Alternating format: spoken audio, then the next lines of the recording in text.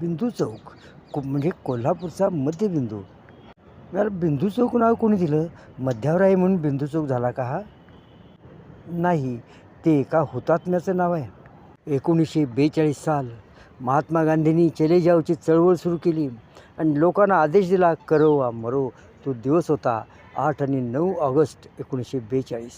सर्व देशभर आगीचा डोंब उसळला. मोर्चे आंदोलने सुरू झाली. कोल्हापुरी त्यात मागं नव्हतं. रविवार बुरुजाच्या ठिकाणी लोक जमत असत. 16 ऑगस्टचा दिवस कोल्हापूरकर रविवार पेठ बुरुजासमोर जमलेले आहेत. हजारोच्या संख्येने जमले आहेत.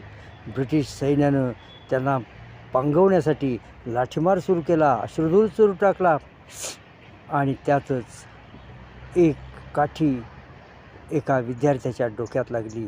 त्याचं नाव होतं बिंदू नारायण कुलकर्णी.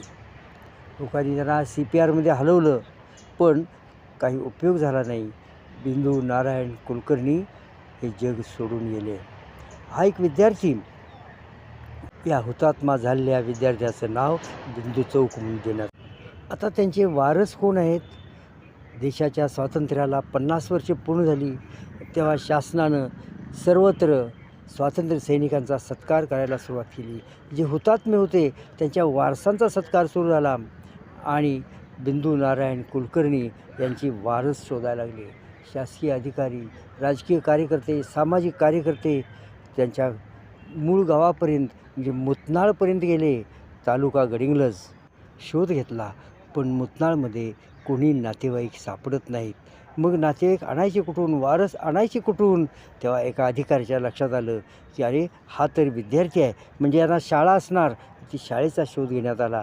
ती शाळा आहे विद्यापीठ हायस्कूल. भक्तिसेवा विद्यापीठ हायस्कूल म्हणून ती प्रसिद्ध होती. या शाळेचा विद्यार्थी हुतात्मा झाला देशासाठी.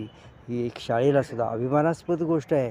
आणि मग शाळेलाच वारस ठरवण्यात आलं आणि त्यांचं मेडल शाळेला देण्यात आलं. आजसुद्धा ते मेडल शाळेमध्ये गौरवाने ठेवण्यात आलेलं आहे.